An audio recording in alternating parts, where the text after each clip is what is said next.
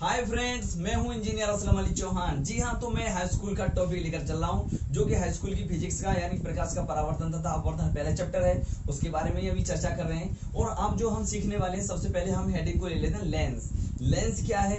तो लेंस आपको मैं बता दूं कि लेंस जो होता है, सबसे पहले आप ध्यान देंगे, कोई भी अगर हमारे पास कोई भी कांच वगैरह हो, जैसे कि अगर कोई भी हमारे पास, अगर मैं आपको एक डेफिनेशन के बारे में सबसे पहले आपको प्रैक्टिकली आपको बता दूं, कोई हमारे पास कोई भी कांच का कोई घड़ा जैसा टाइप का कोई भी बर्तन हो, अगर हम उसमें पानी भर दें तो उसमें पीछे का अगर हम हाथ लगा दें तो उंगली का साइज बड़ा या छोटा दिखाई देता है, तो समझना वो लेंस का ही गुण होगा। तो इतना तो आपको क्लियरली समझ में आ गया होगा। तो लेकिन सबसे पहले हम लेंस के बारे में समझते हैं कि लेंस की परिभाषा यानी डेफिनेशन कैसे दी जाए। तो आपको बता दूं कि लेंस के अगर बारे में बताया जाए तो कुछ इस टाइप का हो सकता है, कुछ इस टाइप का हो सकता है। तो यानी कि दोनों एकदम मुड़े हुए हैं। जब ये दोनों मुड़े हुए हैं तो इनको बोलेंगे वक्राकार, बिल्कुल। और अगर इस प्रकार से है तो ये भी मुड़ा हुआ है, अभी मुड़ा हुआ है, तो ये भी वक्राकार है। लेकिन आपको ये भी ध्यान रखना है कि अगर कोई कहीं से भी मुड़ा ना हो, बिल्कुल सीधा हो, तो इसको हम समतल बोलते हैं। इसको हम समतल, अगर इसमें से बिल्कुल पार देखा जा सके तो वो अपवर्तक पृष्ठ कहलाते हैं। जिसमें से पार देखा जा सके या जिसमें से प्रकाश एक ओर से दूसरी ओर निकल जाता है तो अपवर्तक पृष्ठ कहलाते हैं। तो आपको मैं बता दूं कि लेंस क्या है। लेंस एक ऐसा प्रकाशिक यंत्र होता है जो दो अपवर्तक वक्राकार पृष्ठों के बीच समान पारदर्शी माध्यम का बना होता है, जिसमें जो एक पृष्ठ होता है वक्राकार हो सकता है और दूसरा समतल अपवर्तक पृष्ठ भी हो सकता है, यानी कि लेंस कहलाता है। तो अगर बात करें कि हाई स्कूल के बारे में, तो हाई स्कूल में जो लेंस होंगे दो प्रकार के होते हैं। लेंस दो प्रकार के होते हैं, तो मैं आपको बता देता हूं कि लेंस लेकर चलते हैं इस समय हम लेंस। और आपको बता दिया जाता है कि लेंस यहाँ पर हम जो सीखने वाले हैं, दो प्रकार के लेंस सीखने वाले हैं। तो सबसे पहले आपको बता दिया जाता है, एक तो होता है उत्तल लेंस और एक होता है आपका अवतल लेंस। शायद ये तो आपको नाम याद हो ही गए होंगे।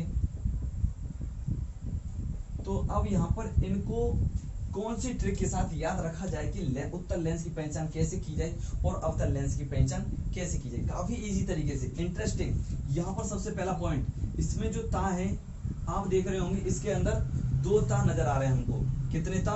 दो ता आ रहे हैं। और अगर इसके अंदर की बात की जाए तो इसके अंदर एक ता आ रहा है, इसके अंदर एक ता आ रहा है। तो यहाँ पर आपको ध्यान रखना है, जो एक ता खाएगा उसका पेट मोटा होगा, या जो दो ता खा रहा होगा उसका पेट मोटा होगा। गुड, दो ता खा रहा होगा उसका पेट मोटा हो रहा होगा। क्या बात है। तो इसका मतलब ये कि आप ये कहना चाह रहे हैं कुछ ये वाली डिजाइन, अच्छा इसका पेट पतला होगा। उम्मीद है कि काफी अच्छी तरीके से आपका समझ में आ चुका है। तो ये तो आपको पता पड़ गया कि उत्तल लेंस ये रहा और अवतल लेंस ये रहा। काफी इंटरेस्टिंग था सीखना, जो कि हम सीख चुके हैं। तो अब इसकी डेफिनेशन कैसे दी जाए, जैसा मैं बताऊं वैसा लिख लेना। वीडियो को पहले से ही पोज कर करके आराम से लिख लेना, लेकिन या तो आपको याद हो जाएगा। इसकी जो किनारे हैं मोटे हैं, बीच का हिस्सा पतला है, दिखाई दे रहा है। इसके जो किनारे हैं पतले हैं, लेकिन इसका बीच का हिस्सा मोटा या उभरा हुआ है। याद हो गया? अगर ये याद हो गया तो यही तो डेफिनेशन में लिखना है। तो देखिए, उत्तल लेंस वह लेंस होता है जिसके किनारे पतले होते हैं और मध्य भाग उभरा हुआ होता है, उत्तल लेंस कहलाता है। यहाँ पर अवतल लेंस कैसी देनी है?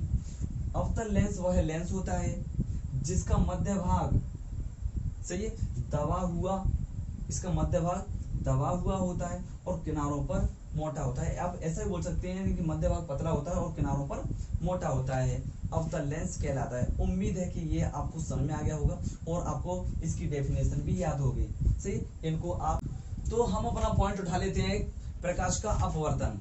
तो सबसे पहले आपको बता दिया जाता है प्रकाश का अपवर्तन यानी रिफ्रैक्शन ऑफ लाइट। तो सबसे पहले यहाँ पर हम आते हैं अपवर्तन, यानी कि प्रकाश अपने आप, यानी कि कुछ ना कुछ उसमें परिवर्तन हो जाए। प्रकाश जब आएगी और अपने आप कुछ ना कुछ परिवर्तन हो जाए, अपने आप परिवर्तन हो जाए, तो प्रकाश का अपवर्तन होगा।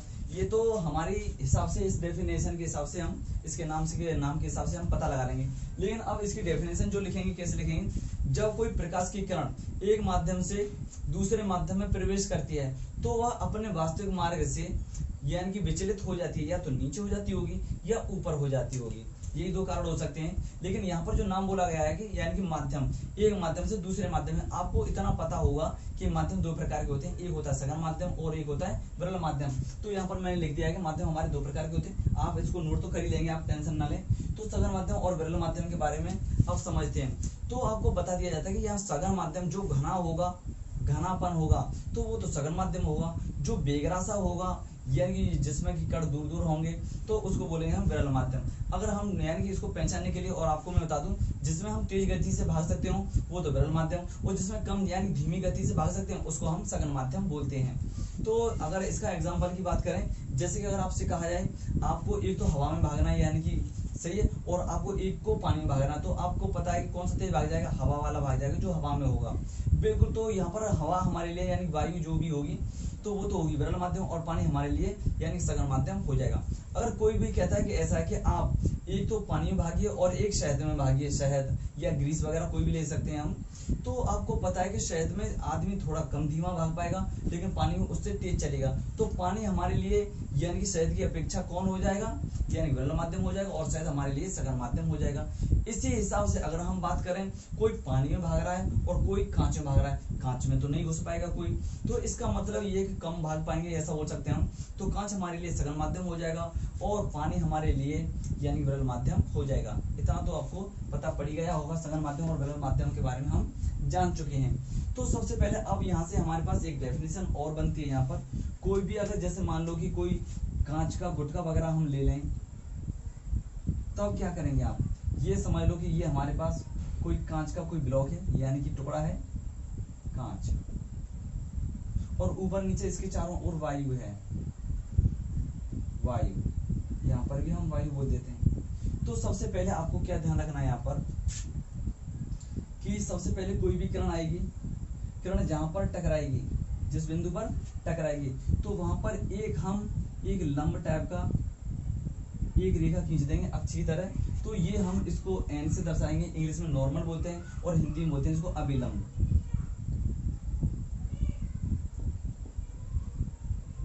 अभिलंब।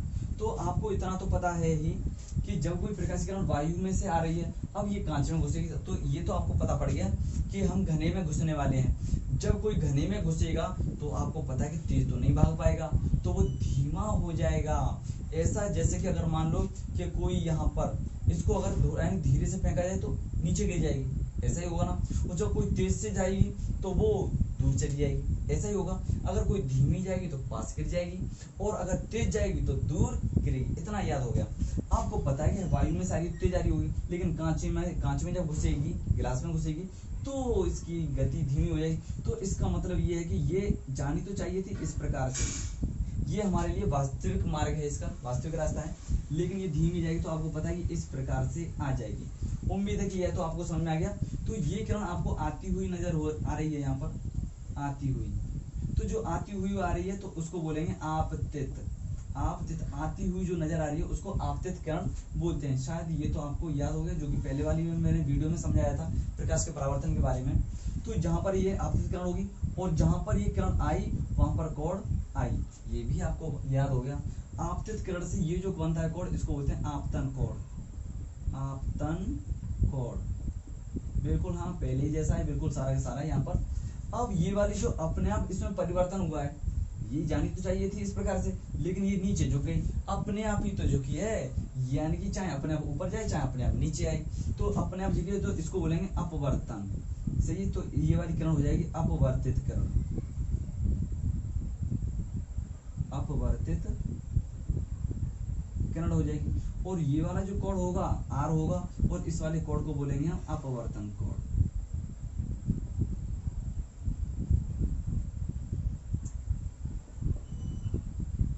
अपवर्तन कोण इसको हम बोलेंगे। उम्मीद है कि ये तो आपकी बात समझ में आ गई होगी। तो अब यहाँ पर देखो डेफिनेशन कुछ नई और बनती है। जब कोई प्रकाश की किरण, यहाँ पर ये वायु है तो ये आपके लिए विरल माध्यम हो जाएगा। ये जो वायु है ये आपके लिए विरल माध्यम हो जाएगा, और ये जो कांच है ये आपके लिए सघन माध्यम हो जाएगा।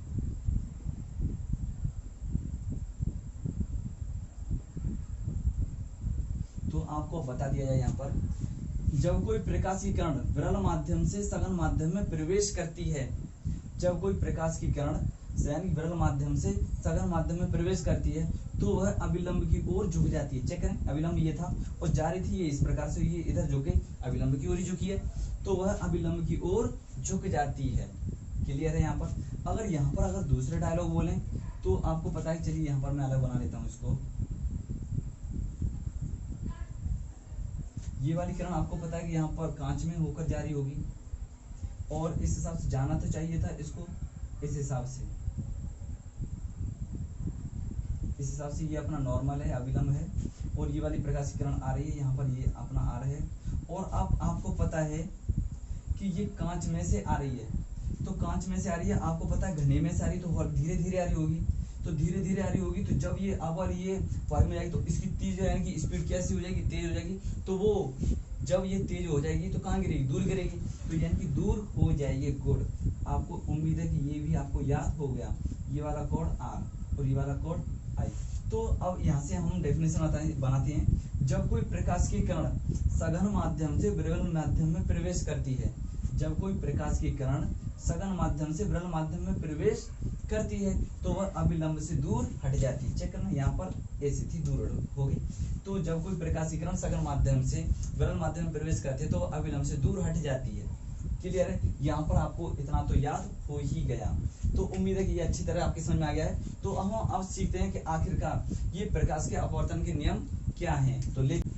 तो प्रकाश के अपवर्तन के बारे में हम सीखते हैं। तो सबसे पहले आपको पता है कि प्रकाश के अपवर्तन में जो प्रकाश की किरण जो तल पर आएगी उसको बोलते हैं आपतित किरण, जो अपने आप परिवर्तित हो जाएगी उसे अपवर्तित किरण, जो उस तल के लंबवत जो लाइन खींची जाएगी लंबवत तो उसे अभिलंब कहेंगे। इतने ये तीन नाम तो आपको याद हैं ही।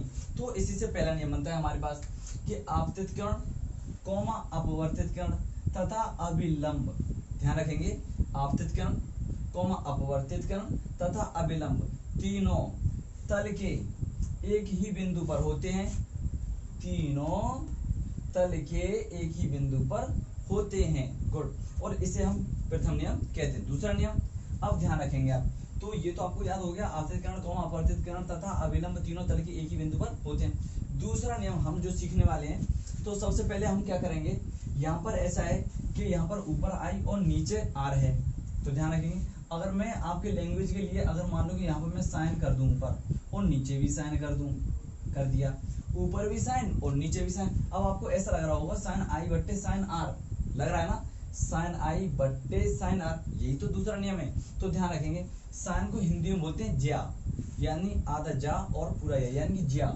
तो अब यहाँ पर बोलेंगे आपतन कोण की ज्या तथा अपवर्तन कोण की ज्या का अनुपात एक नियतांक होता है, जिसे हम द्वितीय नियम कहते हैं।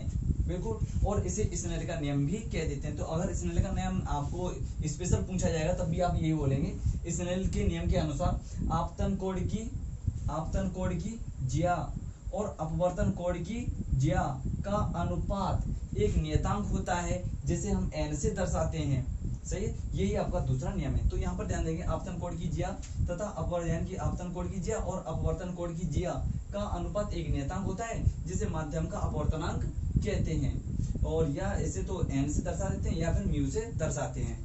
इसका मतलब ये है कि साइन आई बट्टे साइन आर बराबर n बोल सकते हैं आप, या 1n2 बोल सकते हैं, यानी पहले माध्यम के सापेक्ष दूसरे माध्यम का अपवर्तनांक, या n2 बट्टे n1। तो जिसके सापेक्ष होता है उसे हम बट्टे में ही लिखते हैं। दूसरी लैंग्वेज की अगर बात की जाए तो आई तो ये माध्यम पहले से घुसी है दूसरे में, यानी प्रवेश कौन से में कर गई, ये दूसरे में, तो जिसमें घुसती है या फिर प्रवेश करती है तो उसका मतलब ये है, तो अगला माइनस पिछला, यानी अब यानी अगला बट्टे यानी पिछला, तो n2 बट्टे n1, ये आपको याद रखना है। कोई से भी अगर कैसा भी क्वेश्चन हो तो आपको ये ध्यान रखना है, अगला बटे पिछला, अगला बटे पिछला, इतना तो याद है। और उम्मीद है कि आपको अच्छी तरह समझ में आ चुका है और इसको नोट कर लेंगे। कोई भी प्रॉब्लम आएगी तो आप मुझे कमेंट कर सकते हैं, बता सकते हैं।